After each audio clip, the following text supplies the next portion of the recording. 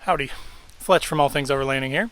On today's video, I've made a couple of updated walkarounds of the Xterra back there, but there have been a lot of changes. So, if you have seen anything that I've done before, you know that I'm constantly creating new stuff, making more DIY stuff, changing out my gear, optimizing stuff. So I've kind of gotten to the point where I feel like another one might be helpful for you guys. So just wanted to put something together. This one, again, will be much shorter than the past ones. And I'm going to put chapters in this so you can see exactly what you want to see and kind of skip around. So again, hopefully that's helpful for you guys.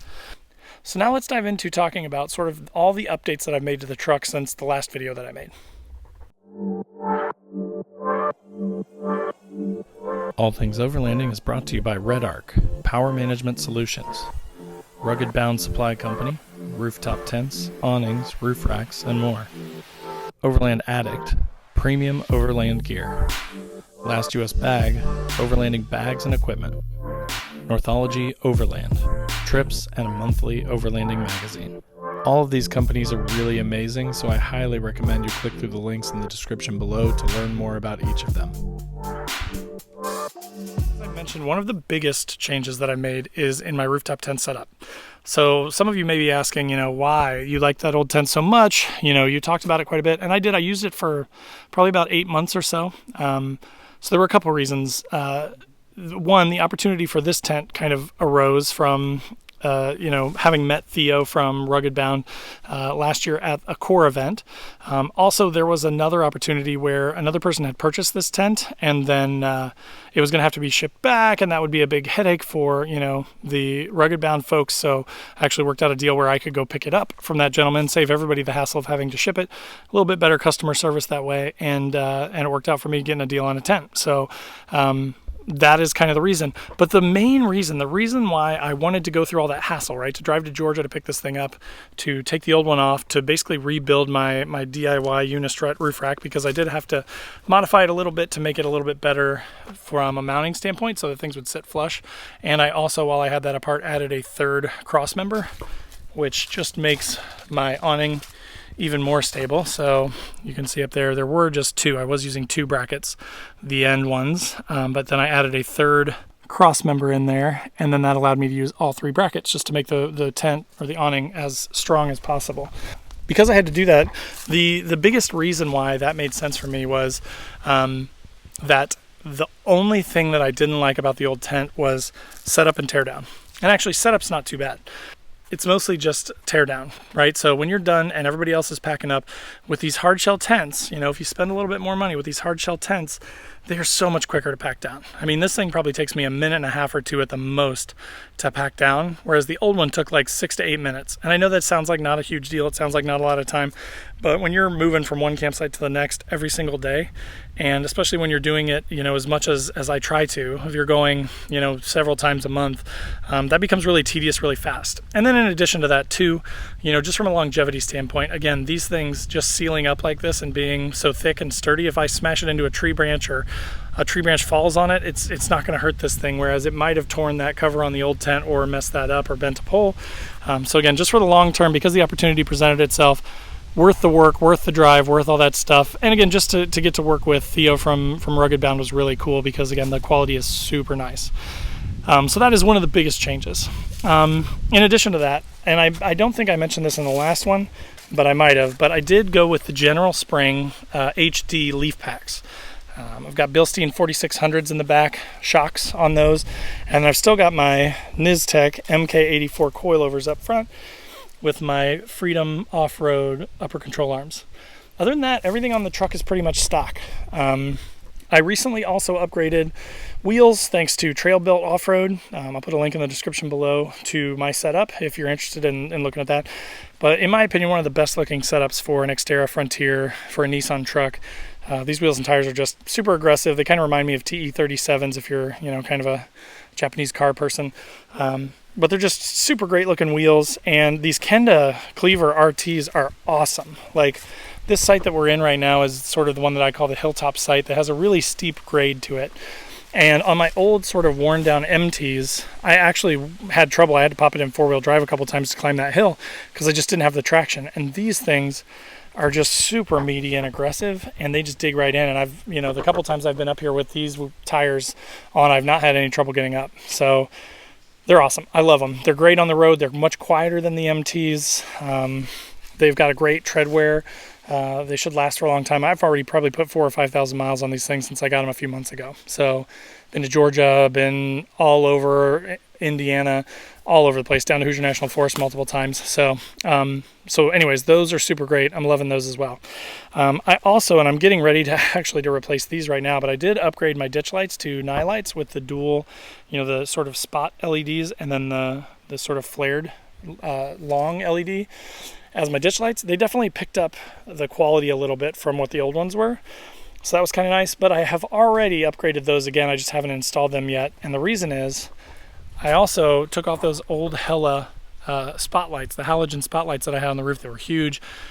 Didn't really work very well, had huge power draw. I just didn't like anything about them. And I upgraded to these aux beam 3.5-inch pots. So I have yellow ones in the middle and white ones on the outside. The reason for that was I wanted to reduce the glare off of the hood a little bit, so that's why I got mixed.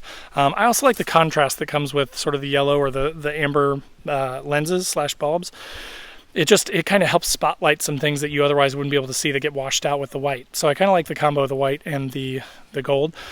I did make a little teaser video, which I can tag to up here, and if it's out by this time, I'm making a video of these lights just kind of showing you on and off and the difference between them versus the stock headlights, which actually aren't stock either. Those are LED. But those are so good that I then bought some aux beam ditch lights that actually have an LED strip sort of like the one in the middle of this, but they're on the side. Again, they're sitting at home. I have not installed them yet. I will install them and I will let you know. I'll probably take some video again tonight of the current ones on there so that I have something to compare it to. But super excited about those because the aux beam quality has just always been great. My headlights are aux beam LEDs. They've been on there for like 2.5, 3 years. Been through water crossings, been through winters, Indiana winters, and they've just done great. And so I upgraded to these, and I finally, this is like my 3rd or 4th set of spotlights that I've had on the roof. These are the first ones I've ever been happy with. So I'm loving those. Can't wait to switch out the ditch lights. Other than that, the solar panel is still the same. I did add a WeBoost, and I'm going to be doing a video about sort of my long-term thoughts on that. I've had it for probably about 7 or 8 months now. And so I've definitely got some opinions on it, some ideas on it. So I will be sharing that. And again, if that video is out by the time this video drops, I will link to it up in the right-hand corner. And then, of course, one of the other things that I've changed that has been on the truck for a little bit, but again, I don't think I've done much in the way of a video about it. I did make one video of me deploying it and everything, which I will tag up here. But my OVS 180 awning, I love this thing. And I don't have it really tight up there. It's all about tightening down these straps at the end. But I kind of, because of the way that I've got my hatch set up right now, I had to stretch it up to the top of the rooftop tent. So it's not really ideal. That's why it's kind of saggy. That's totally my fault though. It's not the awning's fault. That's the way I've got it set up. But again, this thing is just so great, especially for me as like mostly a solo overlander, or, you know, taking a kid with me whenever he wants to go.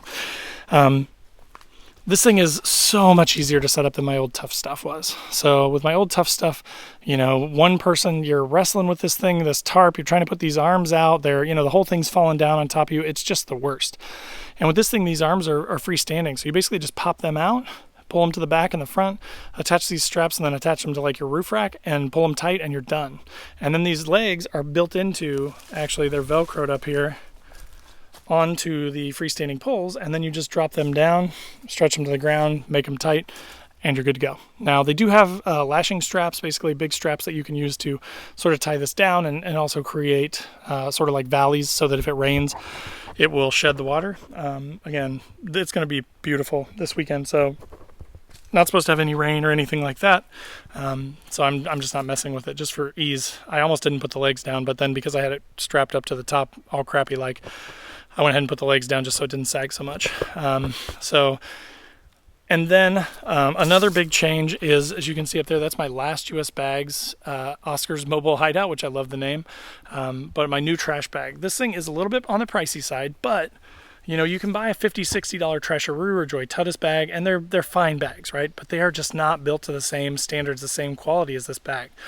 This thing has a built-in cutting board, so especially if you're like fishing or something where you have to like clean up gross stuff that you want to keep outside of the truck, fishing, hunting, things like that, you could use that, cut up your stuff, and then you can leave that on the outside of your vehicle.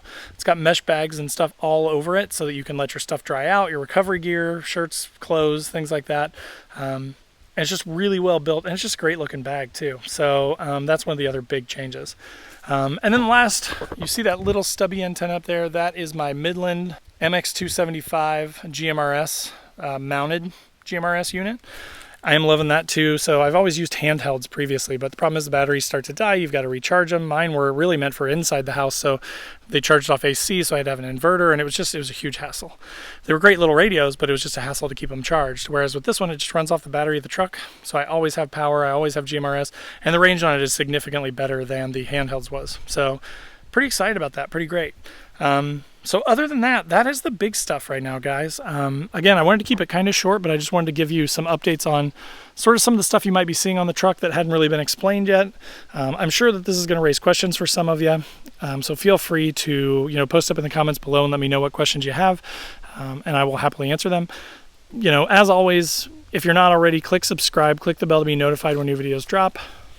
I am dropping several videos a week and, trying to focus on Xterra stuff, do-it-yourself mods, gear reviews, pretty much just anything to do with overlanding, right? Hence the name, All Things Overlanding. There are also links in the description below to Facebook, Instagram. I've got a podcast, so if you're into podcasts, look for All Things Overlanding. You can check that out. I hope that gives you guys a little update on where the truck is at, where it's kind of grown to. I hope you enjoyed that. Post up in the comments, let me know if you have any questions, and we will see you next time.